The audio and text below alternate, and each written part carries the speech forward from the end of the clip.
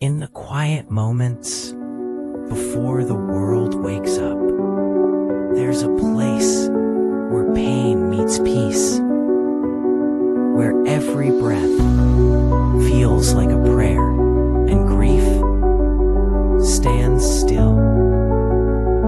We carry the weight of what was and search for meaning in the smallest things. And sometimes all it takes is one moment to remind us we're still here, still healing. Hello, everybody, and welcome back to another exciting episode of the Grief Let's Talk About It podcast. You guys know who it is. This is Tony Lynch. I am the host of this podcast, and yes, we are your number one podcast to bring you stories around death, down, and grief, all the messiness that comes in between, with some amazing people out here changing people's lives one heartbeat at a time.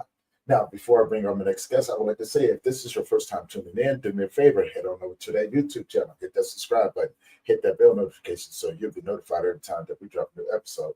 And most importantly, this is for educational purposes only, okay? And by this being a live stream, please put your questions or comments in the comment section. We'll be sure to answer them as we go. Now, without further ado, guys, help me welcome my guest to the show, Hanna. Hanna, how you doing? Hi, Tony. I'm doing well, thank you. How are you? Thank you for being. I'm doing well. I'm doing well, man. I've been excited excited for this since the first time that we talked. I was like, this is going to be an awesome conversation, you know. So before we get started, go ahead and introduce yourself to the audience. So tell people who you are, where you're from, about the work that you do. Hi, everybody. It's so lovely to be here today. I'm Hanna Darby from Worcestershire in the UK, and yes, it is where the Worcester sauce comes from. And I'm a trauma-informed. I'm a trauma-informed holistic healer, certified grief educator and coach, and the founder of the H.E.A.L method. I help people who carry invisible grief, whether that's from chronic illness, childhood trauma, ancestral wounds, or life-shattering loss, gently move from surviving to thriving.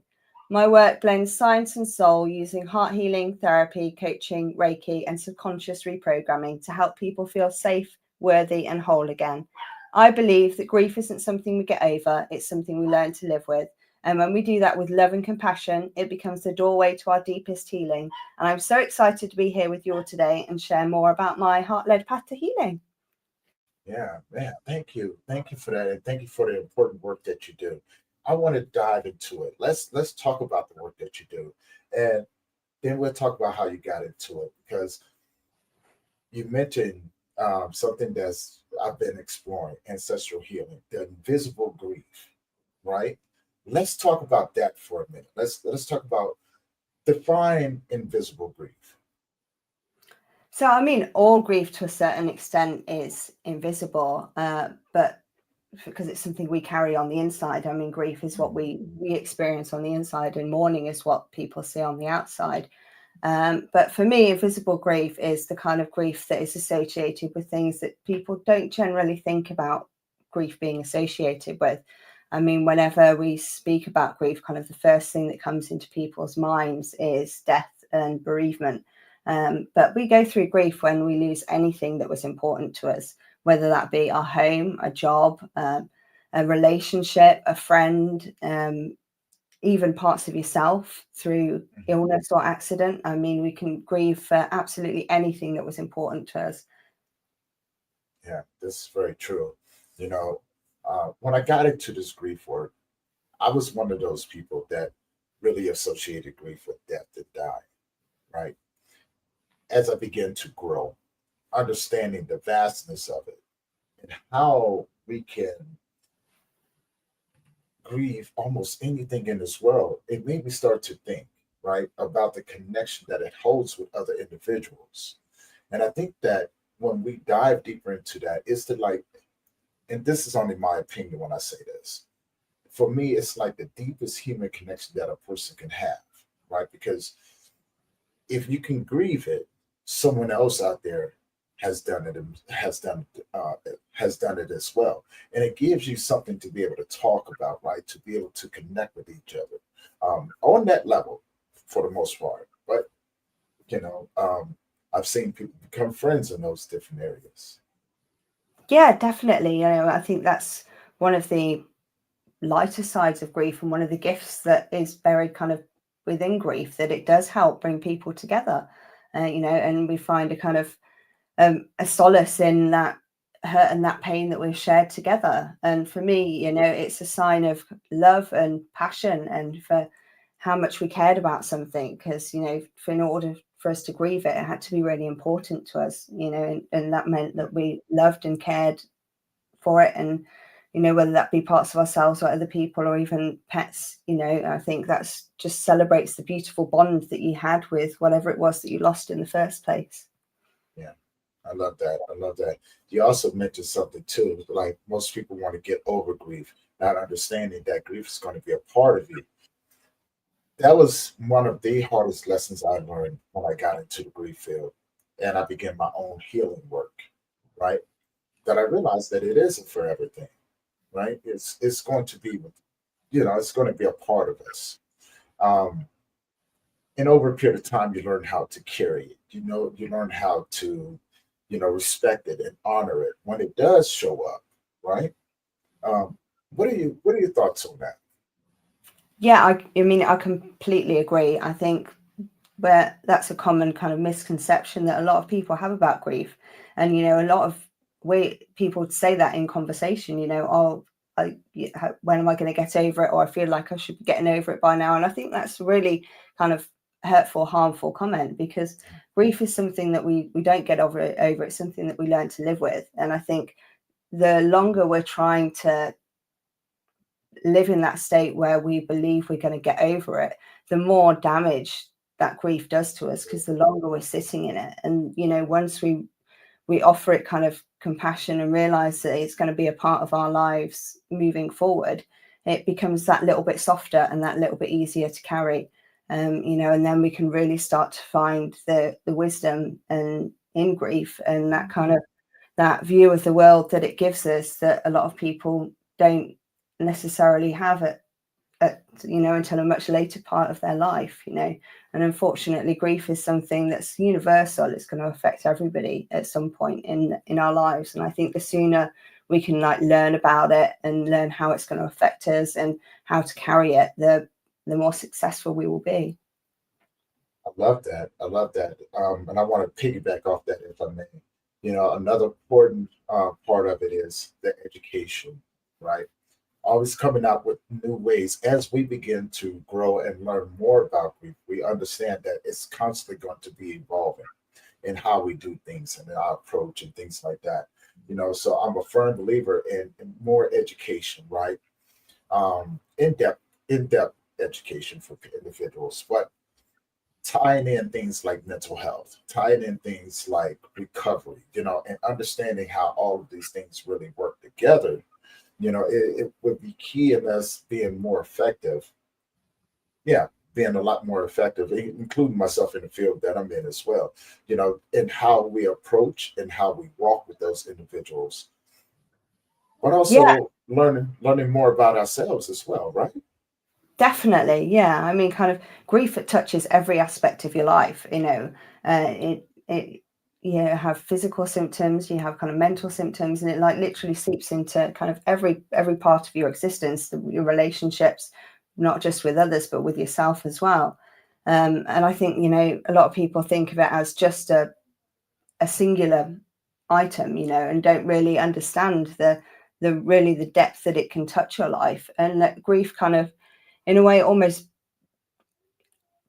goes on top of each other. So each kind of Right. grief you experience then, kind of gets added into the pile. And so when you experience a new type of grief or a new loss, it can really bring back a lot of those feelings from that previous loss.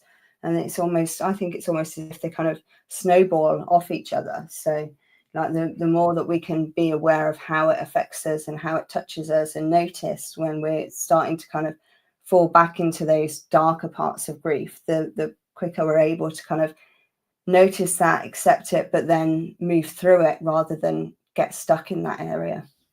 Right. Now, I want to talk about some of the tools that you use, like Reiki and things like that. How did you tie those in? What was the aha moment that made you go, "This works I could use this to help individuals that are going through this," right? Because I do a lot of research on Reiki, a lot of holistic healing and things like that. You know, I always wanted to be the guy to go, I want to know how these things work, right? Again, and but you incorporate that into your work. How did that come into play? Well, my work kind of really stemmed from my own personal healing journey. I've lived my entire adult life in grief. I've lost many people, friends, and it all started with my father, who died when I was only 13 from a heart attack. It was really sudden. He was there one minute and gone the next. And I think when you're at that age, you're going through so much already, in adolescence and change, and then to have something like that thrown into the mix as well, it really just kind of sent me down a self-destructive spiral. And I really just didn't understand why I was feeling that way. I had nobody to talk to. There wasn't any kind of help given in schools or with the GP practices or any kind of support at all. We were just left to deal with it on our own. And obviously my mum was so lost in her own grief, I really didn't have anybody to kind of talk to about it.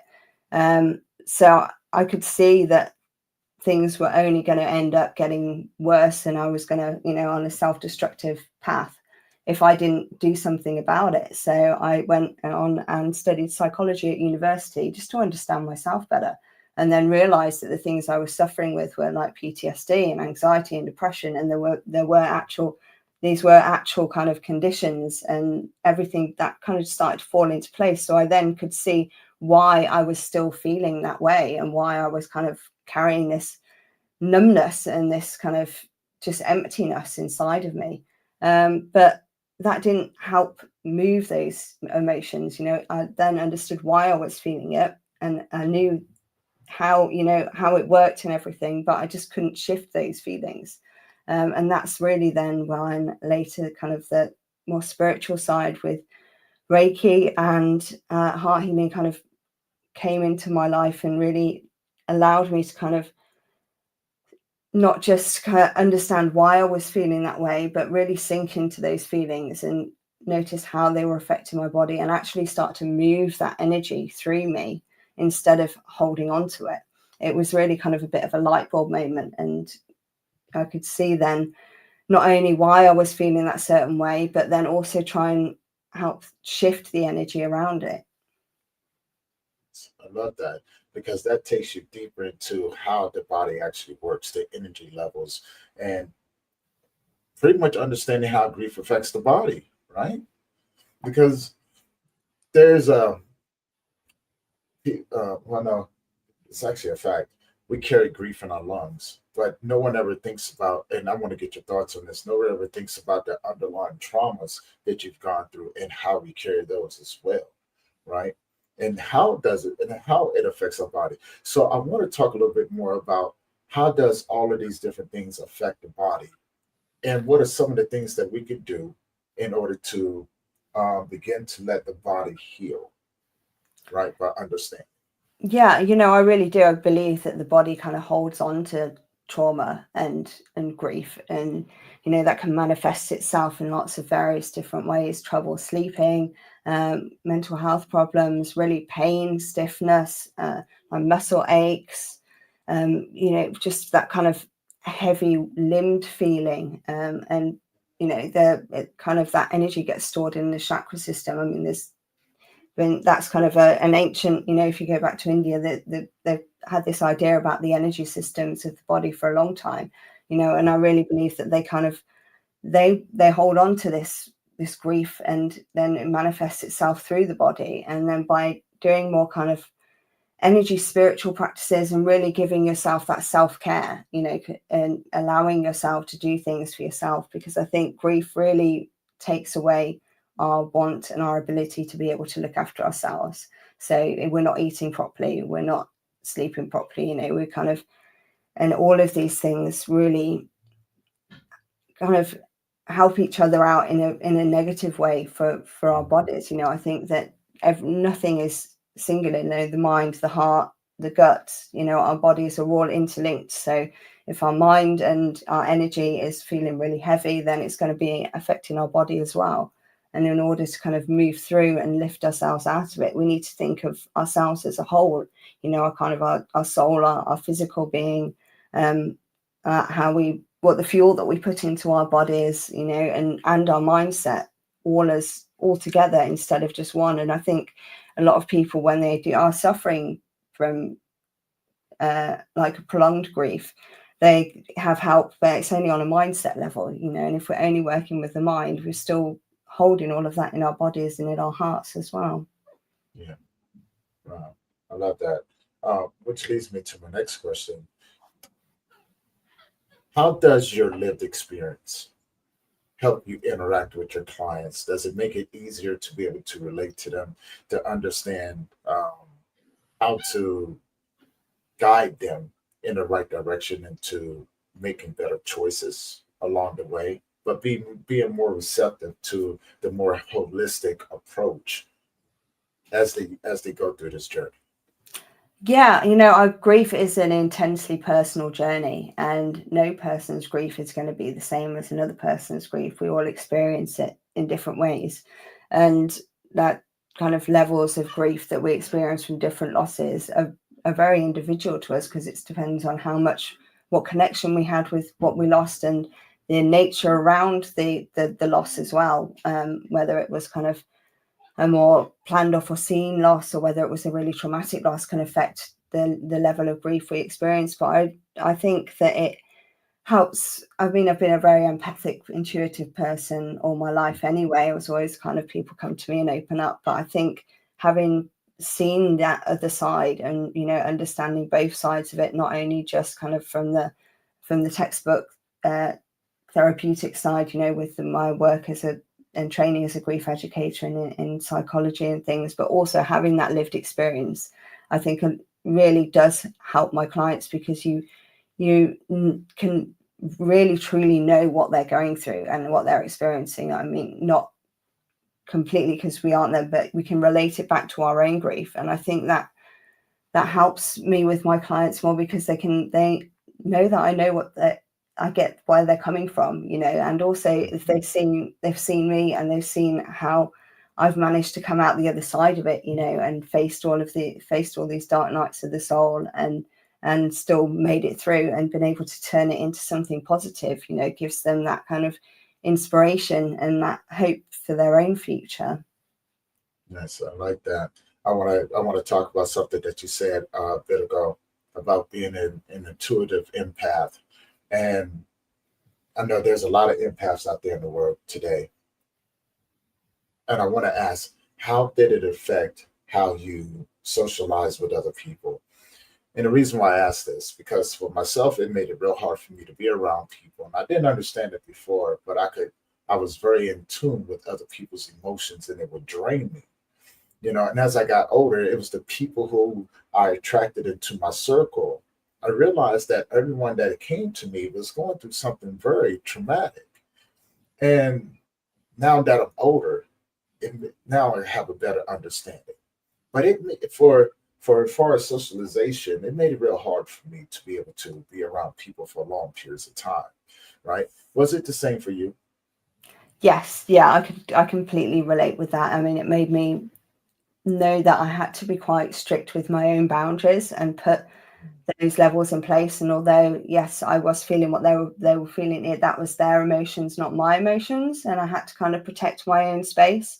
And for me, that's making sure I have a lot of time to myself, and putting in those kind of self-care practices, and cleansing my energy, and giving myself that space after I've been in those really high intensive situations. I can't be in big groups of people for a long time, so it's about planning those days before and after, so that I've got enough time to kind of decompress and shed their emotions. And there's kind of like a difference between empathy and compassion, and like you can show people a lot of compassion without necessarily having to absorb all of what they're feeling. I got quite good at putting up walls to a certain extent to protect myself in those situations where I needed to. But I think that those types of people are always drawn to me because they needed something, and like the universe and God knew that I could help them connect a few dots together, and I always was like, if I can just help them feel less alone and which was one of the main things that I really struggled with in my grief journey, was that feeling of just being alone and that you didn't really have anybody else to talk to. And just knowing that by being there with them, even if you don't have to say anything, just by being there with them and witnessing their trauma and their grief can be so healing for them. That's kind of what picked me back up again, you know. Yeah. I love that, because the more and more I talk with individuals in the field, the more and more I understand that, you know, we are leading with our own hearts when we go in through this, and the things that we are willing to put ourselves through for others is very commendable, right? Because, and I think there was a quote, and it really touched home when I read this, and the quote said, it was like a conversation between a therapist and his or her client. And the therapist tells the client, the only reason why you attract the broken people is because you haven't quite put yourself together yet. And that touched me, because I was going, here we are in this field doing these things, and the people that we attract are damaged from the traumas and the grief that they've been carrying for quite so long. And I began to associate it with myself, and I had to question myself, am I still open? You know, is those wounds still open? Is that why I attract these individuals, right? And then there was a sudden smile that came across my face, because I was like, this makes me do so much more with what I have to work with. So if I can be a beacon for other people to come, it was a blessing.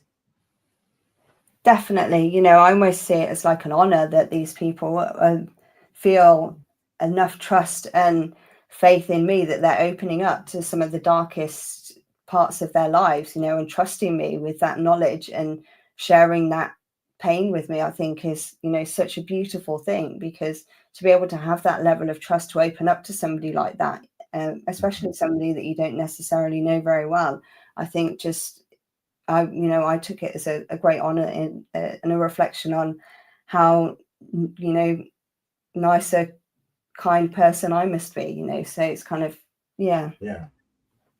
I thought the same thing. I was like, wow, these people actually took the time out to and they trust me to be who I am, be authentically who I say I am. And I think that's a huge honor. Now, when you decided to start your organization, how did that come about? So it was really kind of, I always knew that I was here to help others. And that's kind of why I studied psychology to begin with as well. You know, I really wanted to be there to counsel other people, because I knew I had this gift, and people open up to me and come to me, you know, and I wanted to share that with others. And I think going through grief at such a young age, it really gives you a view on the world that most people don't kind of understand till much later on. And it really kind of gave me a much greater thirst for life, and, you know, and actually being able to see all of the wonderful things in the little things, you know, and life is all about these little moments, and, you know, how beautiful the world can be.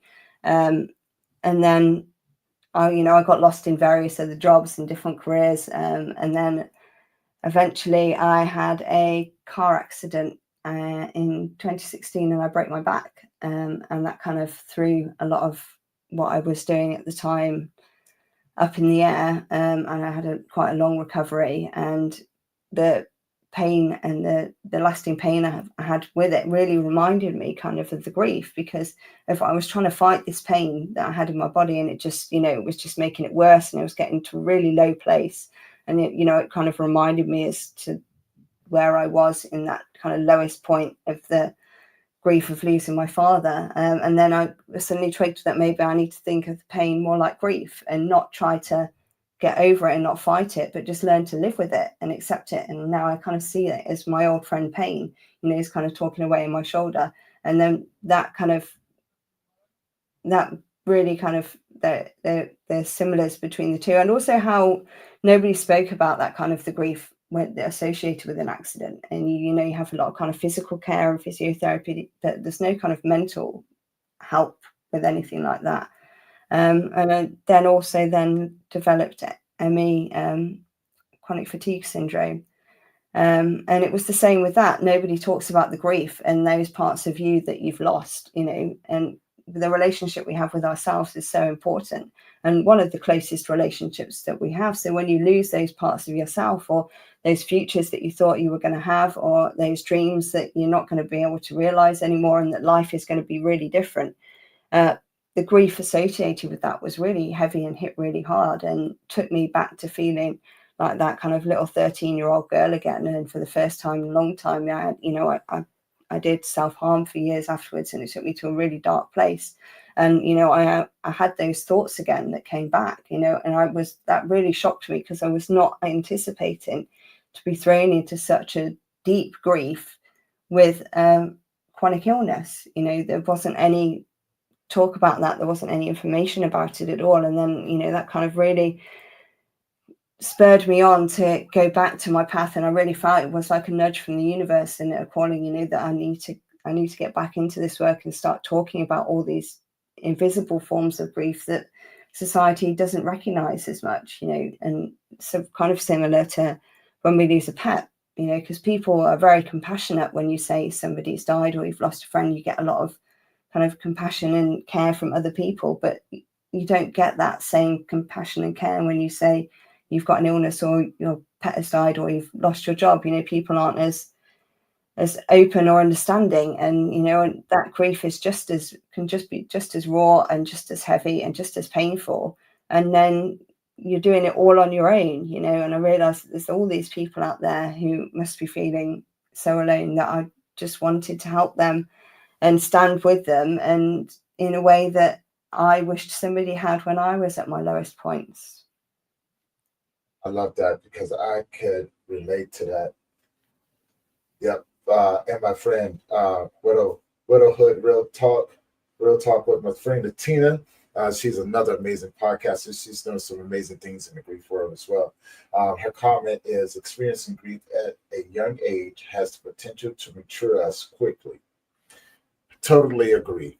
As you was talking about your experiences and your journey, and how it made you look at the world differently, right? I began to reflect on my own personal journey when I was a kid, and how I viewed the world, because it changed everything, right? It went from the people that we look up to, that we may look at as superheroes as kids, mainly our parents, or our uncles and things like that. And then one day, one of them is gone. It changes how you look at people. I know for me, and I want to get your thoughts on this, and anybody else out there that have any thoughts on this. For me, I used to look at life afterwards and just go, what's the point? What's the point of me letting you come into my world if you're just going to leave me? Which turned me into a strong loner, right? Didn't want to let anybody get close to me or anything like that. And because my experience was, every time I did, something would happen, they were gone, right? So it really just left me in the world to navigate it on my own, to try to figure things out. What are your thoughts and opinions on that? Yeah, I think, I can kind of relate to that.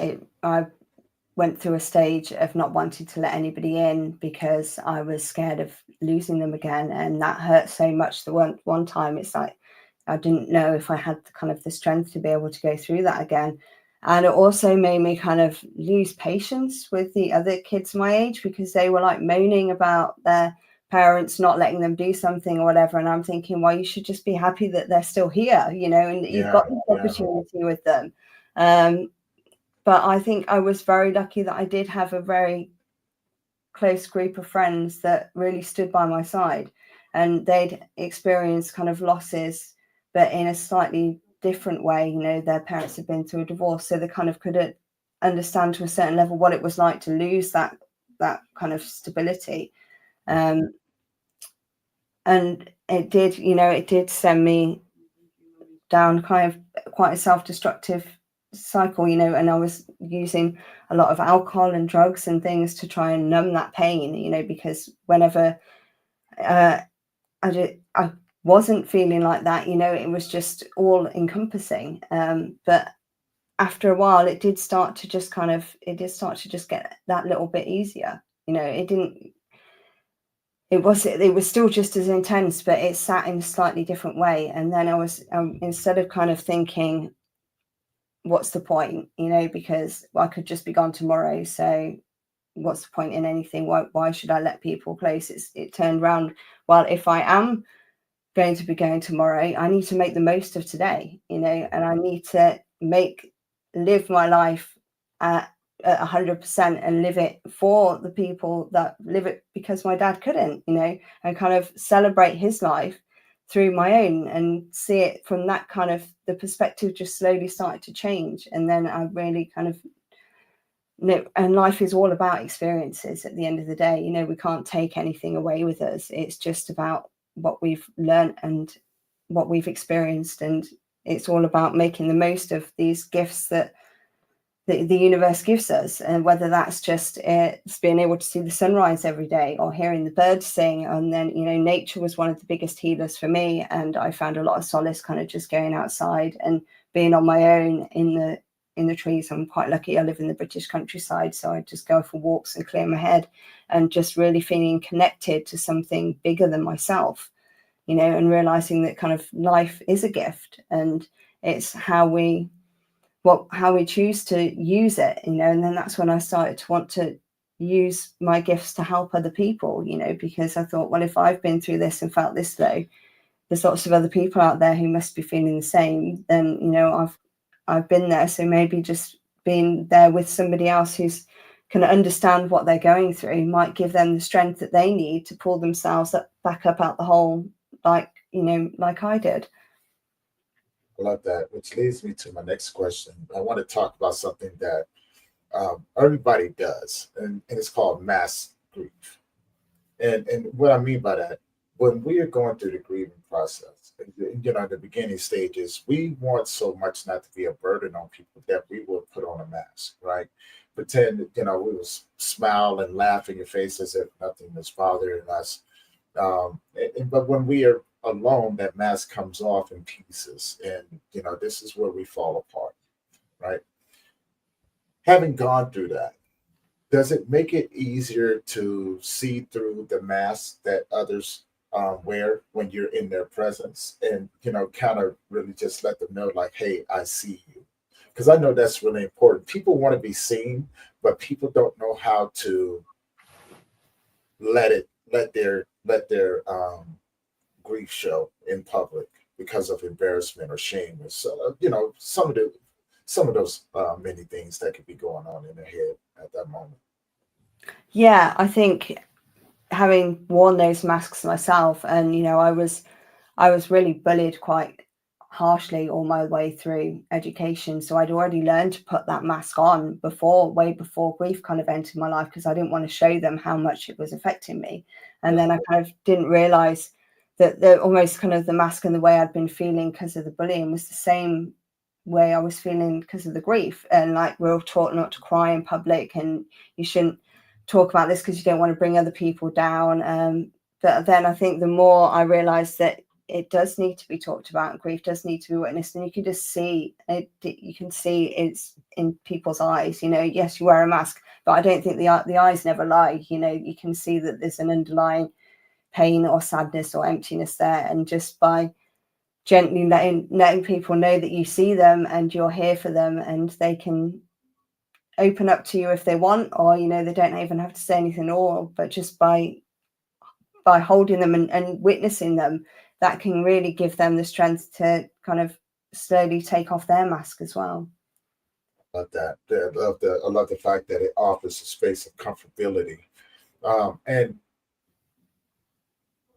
as we begin to grow this field of grief, what are some of the things, and in every aspect of it, right? You know what I'm saying? In these different fields of mental health and addiction, the leaps and bounds that I've seen, from the time that I first started to where it is now, which has only been 6 years, I've seen an increase in how we're doing things, how we're changing, how we approach these different areas, and to see the amount of people step forward in their gifts and be able to be of service to these individuals. What excites you the most, or is there anything that stands out to you that excites you about the future of this field?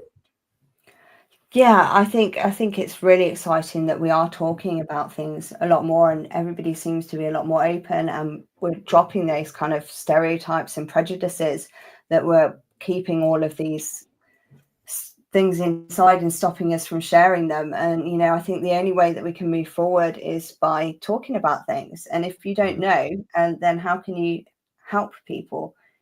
So I think unfortunately there's a lot more kind of collective grief with the climate emergency, and then followed by the COVID epidemic that has really kind of brought things out more forward.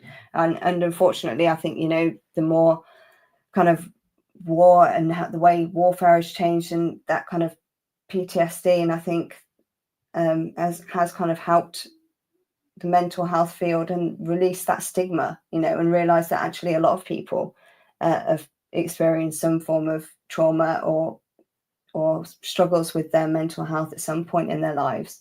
And that kind of, then you've got that kind of shared camaraderie and that community, and I think we're always striving for that community and connection, because human beings are driven, on, even though some of us might like to, I do enjoy my alone time, we're driven by that connection, and we want to be kind of seen and heard and feel like we're part of something bigger, and by talking about these things, and you're making connections with people that you never might necessarily have connected with otherwise, and realizing that we all do actually have a lot in common with each other.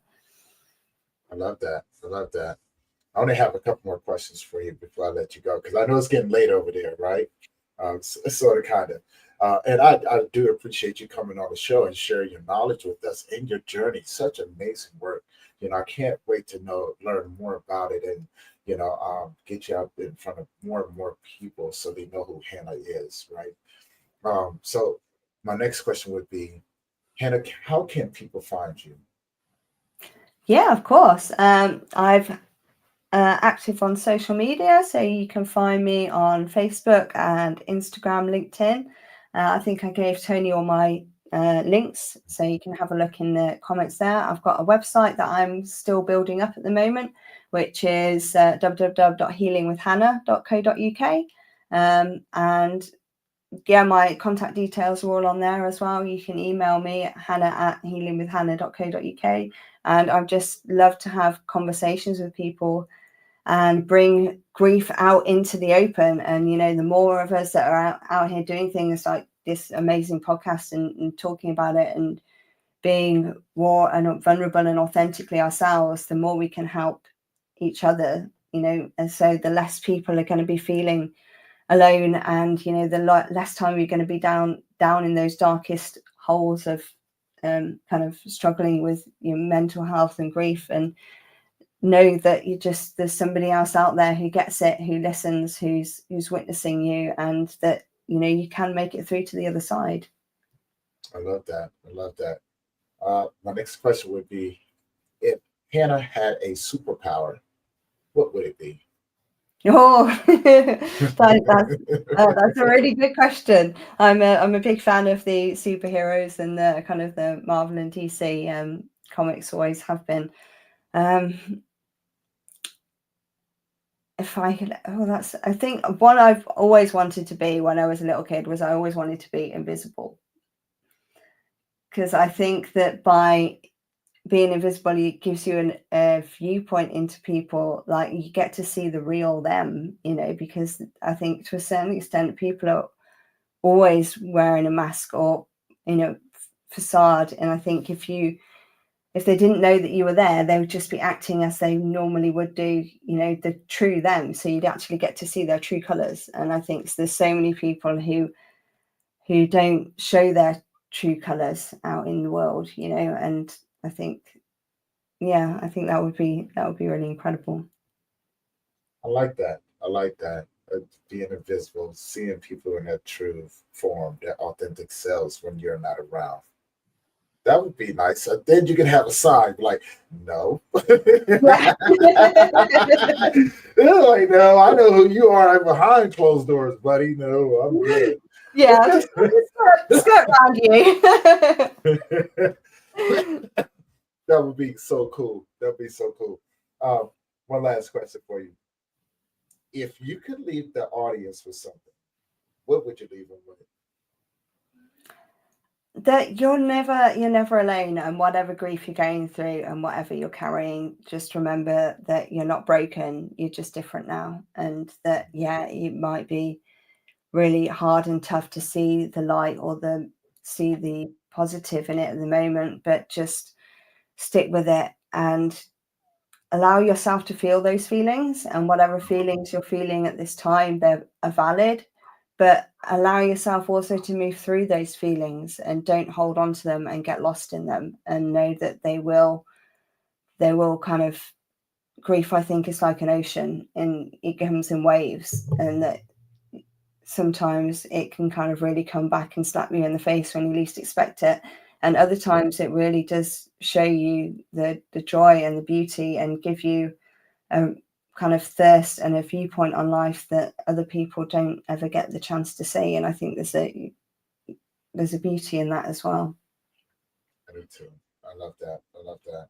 And with that being said, we're going to go ahead and wrap up this episode of Brief Let's Talk About It podcast. I want to say thank you to everyone who have been tuning in on Instagram, Facebook, LinkedIn, YouTube, all the different platforms that we are streaming across. And as always, thank you for allowing me to keep bringing these stories to you guys. You guys know what we do. We do one every day. So if you guys be able to tune in, Hanna's information is in the YouTube link. Go in there, connect with her, and let her know that you saw on the podcast, and let's get you the support that you need and deserve from people, as I always say, out here changing people's lives one heartbeat at a time. Hanna, again, thank you for being on the show. For everyone else, you guys already know how we say it and how we close it out. If you're not doing it already, make sure that you're making memories with people that you love, because tomorrow's never promised. We're going to catch you guys at the next one. Have an amazing day. Peace.